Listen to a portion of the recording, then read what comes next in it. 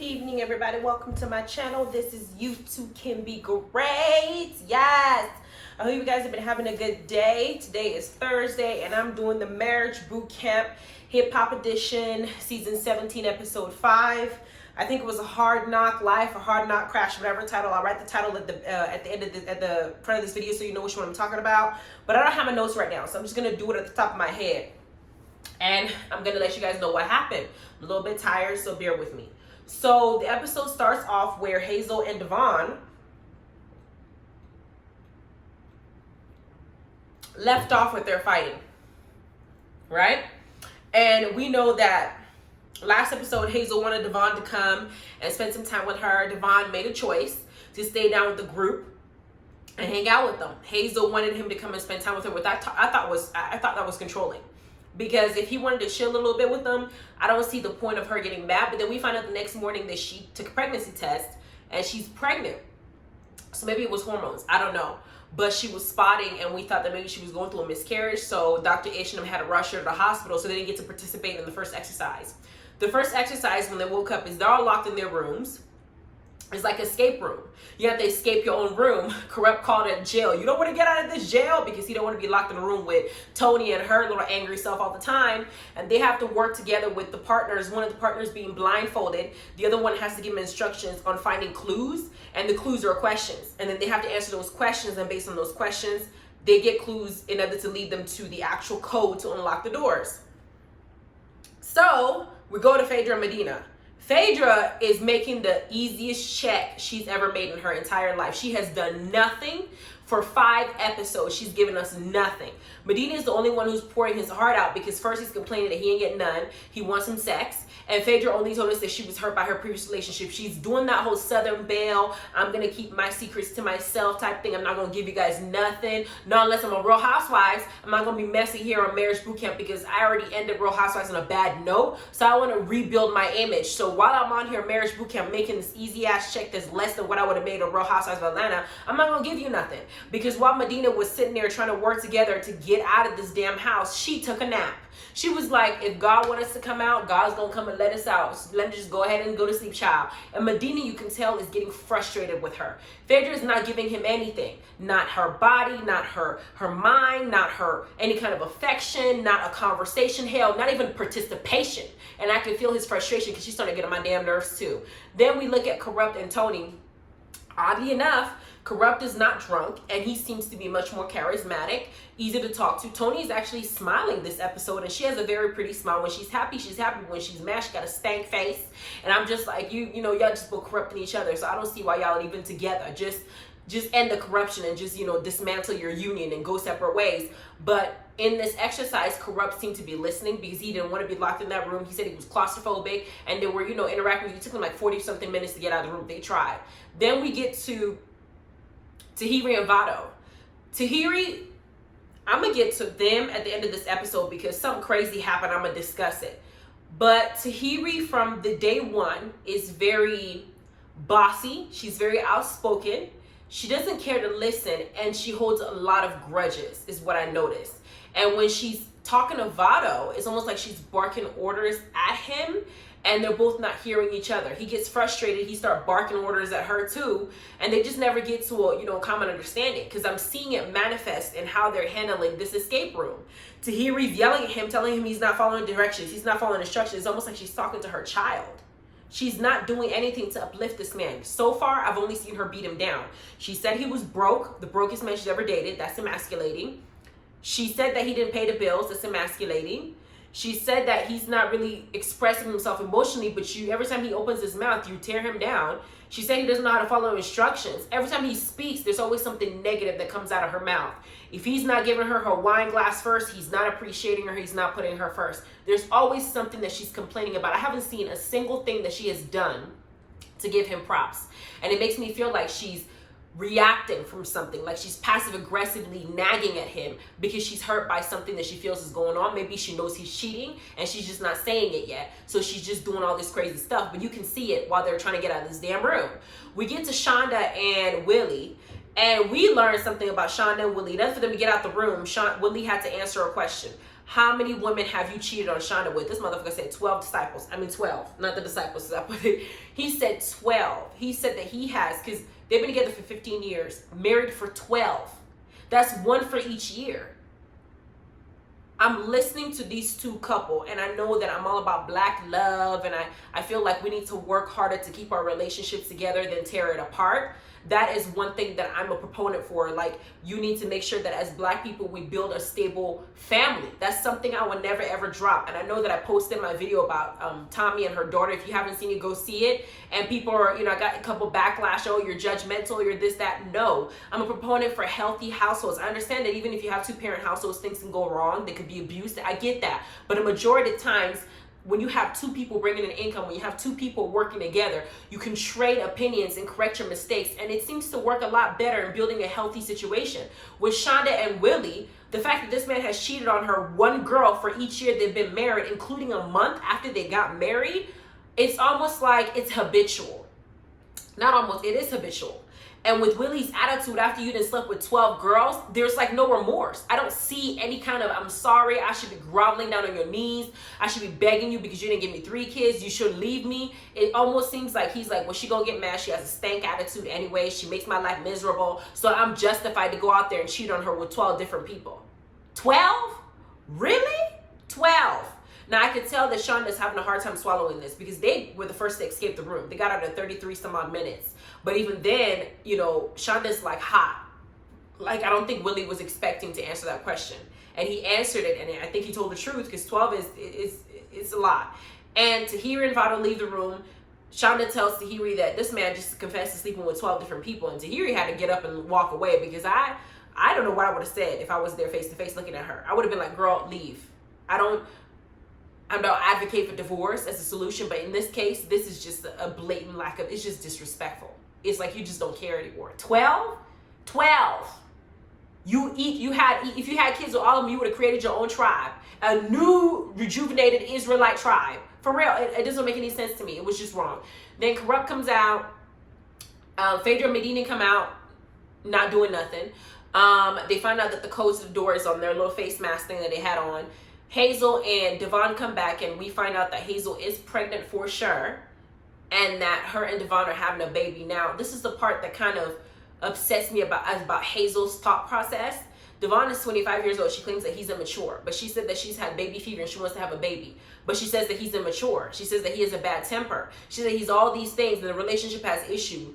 Would it be the right time for you to bring a child into this world with somebody that you're claiming you have so much problems with and needs to grow up? I don't know. I think the baby would be absolutely beautiful, because Hazel naturally to me had a pretty face, and Devon is pretty handsome. I think the baby will be beautiful. Financially, I think that she can manage the baby, so it's not that issue. It's more so the environment. If he has a bad temper and you say that you get, from 0 to 100 and all these other things that you're complaining about, would this be the right time? Y'all on marriage boot camp to fix your relationship and you're pregnant.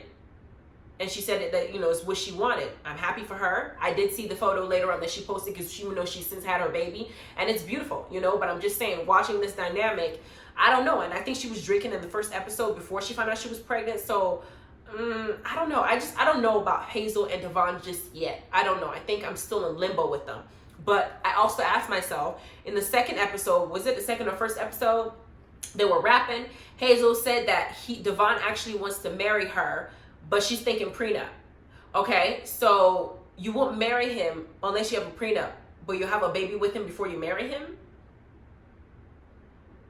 That's an interesting way to think about it. I don't know. That's just me. Anyway, we get that. We get past all that. Dr. Ish gets in the next assignment. They all got to have this little buzzer thing you put on your arm. Those stuff that you have, like your lie detector on hand. If this person does this, and you think that they're lying or whatever the case is, you shock them. It kind of had the same thing last time with CeeLo and Jocelyn. They sat on an electric chair and they were shocking them while they were asking questions, right?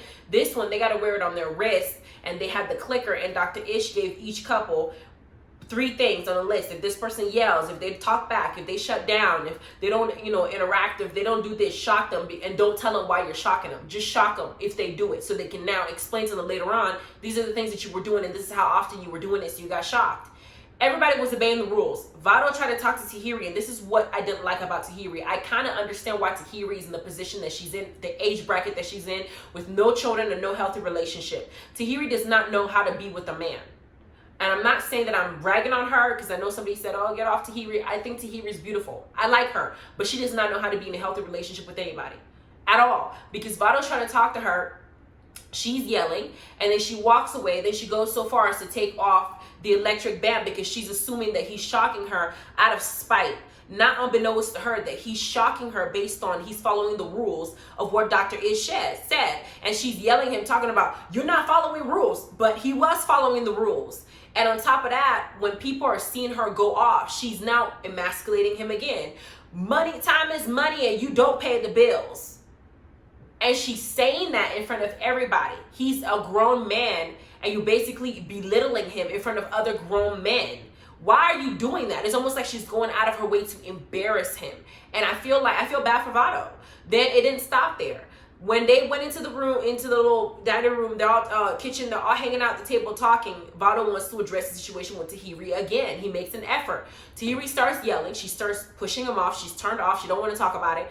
She then grabs two green apples from a bowl, and she throws both apples at him, with one hitting his face, another hitting his chest, because she said she didn't want to swing, so she'd rather throw the apple. Let me explain something to you.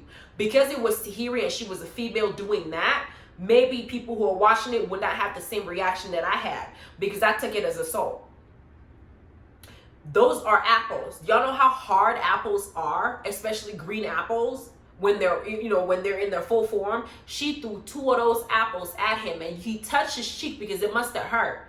She's on the confessional making a joke about it, talking about, I thought he could make a rap, with applesauce or apple slices, go make apple pie. Like, she thought it was funny to do that to somebody in front of everybody. You just told him he didn't pay the bills. You just told him he was broke. You called him a child, told him he needed to mature. You told him that he doesn't follow instructions, which means you don't know how to read. You making all these negative things about him, then you go so far to throw something at him in front of people. Like, what are you trying to do? Because at the end of the day, if somebody throws an apple at me or spits at me, those are fighting words. You want to get up and you want to fight with me. If Vado would have gotten hit her back, everybody on social media would have been off of him like, yo, how could you do that? She's a female. Why would you da-da-da-da-da? But is it okay for her to do what she did? Let's be real. But going forward now, Vado is at this point, he's at his peak of annoyance. He's been disrespected left and right. He's been put down left and right by the woman he came here to work on his relationship with. She's tearing him down, breaking him down. You can tell that he was visibly hot, because even Willie for all people was sitting up there trying to give Tahiry advice on her behavior. And y'all know it's bad if Willie jumps in to give somebody advice when he can't even take it, listen to nobody. So he's there talking to her, and she thinks it's funny. So Dr. Ish is going through them one by one to let them know what they were being shocked for, what they could do better, what they could work on. He gets it to Tahiry. Tahiry's already ready to blame everything on Vado, not take responsibility for anything. Vado gets up, and he reacts in the form of, I think he grabbed her by her neck a little bit. He didn't sock her, but he grabbed her hard enough to say, what if I beat your ass? And he did it, I think, in front of everybody to make a point. You don't talk to me that way. You don't treat me that way. You damn sure don't throw nothing at me. And he said as he was walking away, I will go to county jail today because this girl needs to learn a lesson. That's the mindset he had. Do I agree with Vado using that reaction to handle Tahiry? Absolutely not. What I would have done if Vado would have just got my stuff, packed up, left Mary Drippy, and said, you know what? The fact that you can sit up here and say all this stuff about me on national television, throw apples at me, I don't know what it is you think this kind of relationship is, but it is not that type of relationship. I'm not going to be with you if you're going to sit here and do all this. This is not a situation where you can break me down. Talk to me with respect, or don't talk to me at all. Pack your bags, let her work on herself, and you would have left. Instead, he was just building. It seems like his frustration had been building and building and building and building. Now he's done. Now what shocked me the most too is that no man on that chair got up. Now, there are some cultures that if a woman behaved the way that Tahiry is behaving, a lot of people would justify a man beat her up because they feel like she's a woman who deserves to be beat up. And I feel like in our culture, Black culture, there is a thing now where you see these viral videos with dudes beating women up. I think one of them we just saw, there was a baby and he tried to jump up to kick the woman and kick the baby and just got up and she was being jumped, and people are recording that thinking it's cool and not saying nothing. We had Sharkeisha's situation on YouTube. I don't even think if y'all remember Sharkeisha, what happened with Sharkeisha fighting and beating this girl up on the street. We have several school fights and stuff like that. People think, I think our culture are getting desensitized to abuse to where this grown man, y'all are all there. Yes, he's angry at her. Yes, she messed up. Yes, she did something wrong, but clearly he can overpower her if he chooses, which is why he did what he did, and not instead of punching her, because you would have knocked her out. Who would have knocked her out? But all you guys, Corrupt, Devon, everybody, Medina, Willie, y'all just stay quiet, because in your head you're like, it's their relationship, I'm gonna mind my business, I'm gonna let it happen. You're not in prison where you just need to mind your business, otherwise somebody will kill you. You were in a position to where you could react. Dr. Ish and the security guard had to go over there and get him off of her. And I looked at Tahiry's face. I don't think this is the first time Tahiry has been abused. She wasn't in shock. At the same time, I looked at her eyes. And what I'm saying, I could be wrong, is I feel like she had a little bit of guilt in her spirit, because I think that she realized at that moment that she had gone too far. And I think that she may not admit it yet, that she went too far on her part, because you could hear Vado saying, she just threw apple at my face. Like, what the fuck? Is that okay? I feel like she feels like she went too far, and she's making light of the situation because she doesn't want to tell herself that she went too far throwing those apples at him and everything else that she did. However, is it okay for you to respond that way? No, I don't agree. To me, I don't know. I think I'm of two minds about this. I don't agree with females putting their hands on dudes, and I damn sure don't agree on dudes putting their hands on females. I was raised not to touch a man. I was raised to try to walk away. If it gets to the point to where I have to put my hands on you, we're done. There's no reason for us to be in a relationship. At the same time, you have a lot of women who throw things and throw bottles and throw stuff at them, but then if the guy goes and punches them in the face, they start crying. I can't believe you hit me. What do you think was going to happen? You know, I'm not saying Tahiry deserved what she got, but I'm saying you need to watch what you do to people. It was not okay for her to be throwing apples, and it damn sure wasn't okay for Vado to get up and try like he was going to choke her. But it's a two-way street. If it was Vado that threw the apple at him, people would go on a rant because he's a dude on a woman. But you need to also see the other way around. You don't push somebody like that. Vado should have had the maturity as a man to walk away and just say, Dr. Ish, I'm done with this. I can't be with her. She just threw apples at me. Okay? Anyway, that was this episode. The next episode that we see next week, I cannot wait for Medina and Phaedra to finally open up. Like, otherwise they're boring the hell out of me. I'm starting to think that their relationship is the fake one, because there's always a fake relationship going on. I don't think it's Hazel and Devon. Hazel's pregnant. We already know she had a baby. It's going to happen. I don't think it's Willie and Shada that actually legally married in real life.